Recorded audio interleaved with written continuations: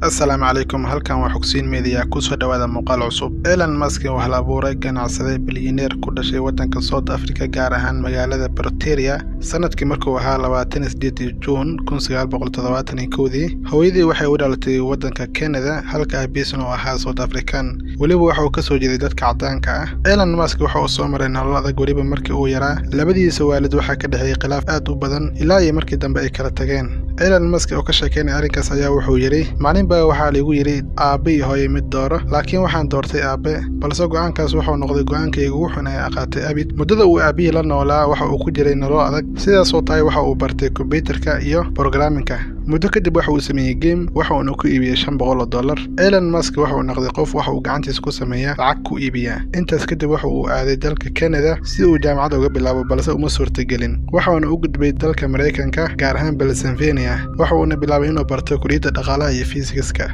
waxaa la sheegaa inuu ku dayan jiray Thomas Edison ninkii soo saaray nalka Nikola Tesla soo saarihii tamarta energy-ga Bill Gates aasaasihii shirkadda Microsoft iyo madaxii shirkadda Apple Steve Jobs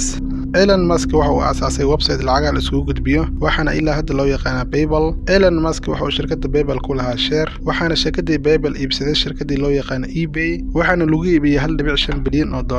sanadkii markii uu ahaa 2002 Elon Musk waxa uu aasaasay shirkadda loo yaqaan SpaceX waa shirkad ka shaqeysa hawada sare iyo meerayaasha sidoo kale Elon Musk waxa uu maalgashaday shirkadda Tesla taasoo soo saarta baabuurta korontada ku shaqeeya Elon Musk ayaa doonay in dadka ay isticmaalaan baabuur ku shaqeysa korontada kuwaasoo aan hawada wax wasakh ah ku sii deyneynin sidoo kale waxa uu leeyahay shirkadda loo yaqaan Solar City waxa uu aaminsan yahay in shidaalka laga maarmi doono ama uu dhammaan doono sidaas darteed company ka shaqeeya energy nadiif ah oo la xiriiray shirkadiisa Tesla ayuu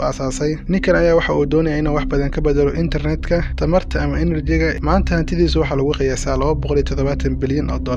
tani inta ku kulmi doona mowduuc lamid ah kan waxaan idin rajaynayaa khayr